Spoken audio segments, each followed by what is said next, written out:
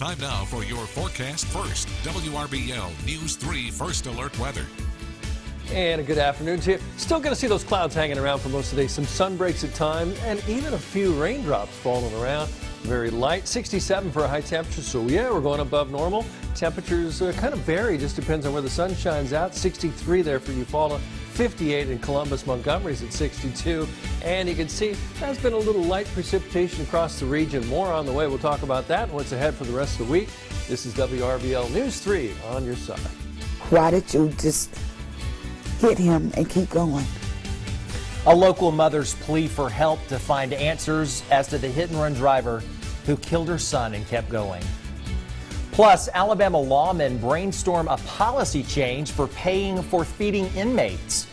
And the calls for Virginia's governor to resign keep mounting. Your #1 midday news starts right now. On your side, this is News 3 Midday. Good afternoon, everyone, and welcome to News 3 Midday. Thank you for trusting us as your #1 news source at noon. I'm Greg Loyd, and to the big story this midday, it comes to us out of Americus. Americus police say a man died after being shot to death last night. Officers found 34-year-old Andre Ingram suffering from a gunshot wound in the 900 block of Parker Street just before 10 last night. He was treated at the scene and taken to the hospital, where he later died. So far, police have not identified a suspect, but this midday, they ask anyone with information to call the Americus Police Department Criminal Investigation Division. That number, 229-924-3677.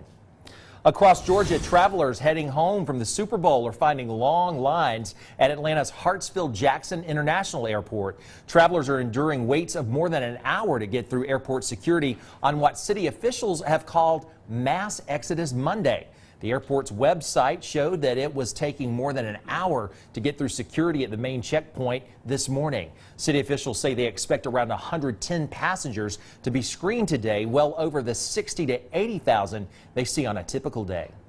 Across Alabama right now, over half the sheriffs in Alabama are financially responsible for feeding inmates in their jails. A long-standing state practice has allowed sheriffs to pocket any money left over after buying food for inmates. But lawmakers and many sheriffs want to change that. The Alabama Sheriff's Association came up with a bill at a conference over the weekend to propose the responsibility for feeding jail inmates be taken away from sheriffs and given to county commissions. Sheriffs say they'll still feed the inmates, they just want the financial responsibility off of their plates.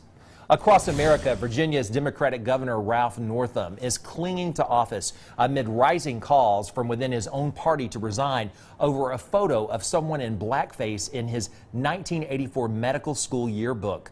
Northam denies being in the yearbook photo, even though he had apologized for it Friday and said previously that he was in it. The chairwoman of the Congressional Black Caucus said Sunday that Northam still does not understand the seriousness of his actions. In other political headlines, President Donald Trump's aides are looking to prevent a repeat of the discord that highlighted the electoral weaknesses of one-term presidents such as George H.W. Bush. Trump's campaign is worried about a potential 2020 Republican primary challenge and has launched a state-by-state effort to prevent an intra-party fight that could spill over into the general election campaign. The initiative includes changing state party rules and crowding out potential rivals. Around the world, Pope Francis attended a welcome ceremony at the presidential palace in Abu Dhabi today. That's part of the Pope's historic visit to the United Arab Emirates. Today, he also plans to meet with Muslim scholars. Around 1 million Catholics reside in that oil-rich country. Most of them are from the Philippines and India, but also include Africans, Europeans, and Arabs. And for the latest information on these and other stories, we invite you to stay with us around the clock by following us on social media. WRBL News 3 is on Facebook, Twitter, and Instagram, and always available at WRBL.com.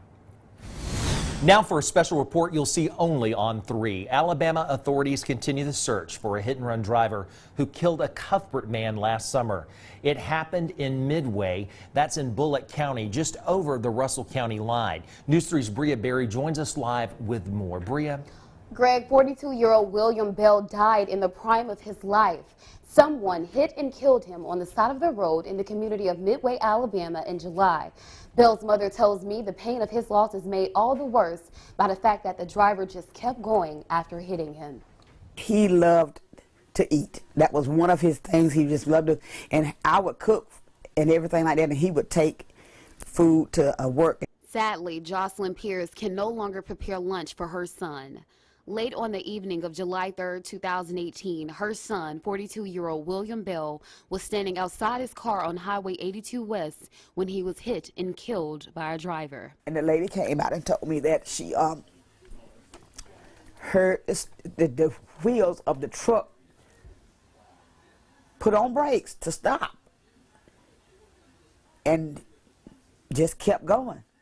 So evidently, what I'm thinking of that, you know, he knew he hit him, but then he just and put it in gear and kept going. The driver did not stop nor call the police.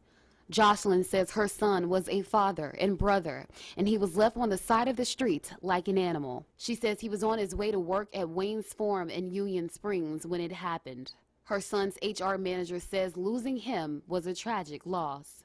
He was a great employee, dependable, did a great job for us. Just remember him being a valuable member of our team, and it was certainly a tragic loss to lose him so suddenly. And when you work with those people side by side and they're taken from you so suddenly and in such a tragic way, and you don't have the answers to be able to have that closure, it's a tough thing. I spoke with Alabama's law enforcement agency's Corporal Jess Thornton, and he says it is a crime to leave the scene of an accident. It is a felony for somebody to leave the scene of a crash when somebody is severely injured or killed in that crash. Anytime you're involved in something like that, you need to stay at the scene and you need to report it. So we're working a thorough investigation on it. It's ongoing. Though the physical marks are no longer visible here at the crime scene, the scars still remain for his loved ones. Why did you just hit him and keep going? Do you know that this is my child? I love him, I miss him, and just at least give me the satisfaction of knowing, you know, that you have some kind of compassion in you to know that I miss my child. I really do. I'm not upset with you. I promise you, I'm not. I gave it to God. The night it happened, I gave it to God because I knew I couldn't bring him back. His mom says William would always tell her goodbye when he left for work, but he didn't his last night on Earth. This is all of his Georgia Bulldog stuff that he left with me. Hats and everything. All of them. He bought me these right here, and these belong to him. This one here and this one here. Keep all of his stuff here. Oh, it looks a little junky, but that's okay. That's what he loved, and that's what I loved about him. She says if she could share one message with her son, it would be to say goodbye.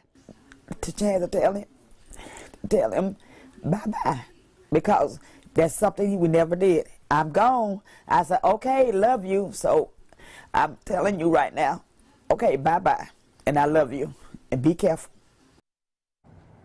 Alabama Law Enforcement Agency asks that anyone with information on the hit-and-run death of William Bell to call them. The number is 334-242-0700. Greg. Okay, Bria, thank you for that report. Well, still to come on News 3 Midday, what do you do when two weather experts disagree? To whom do you listen? Well, thankfully, we're not talking about Jeff Kelly or Bob Jeswald or Cody Nickel in a disagreement. It's not that serious, but we'll tell you more when we return.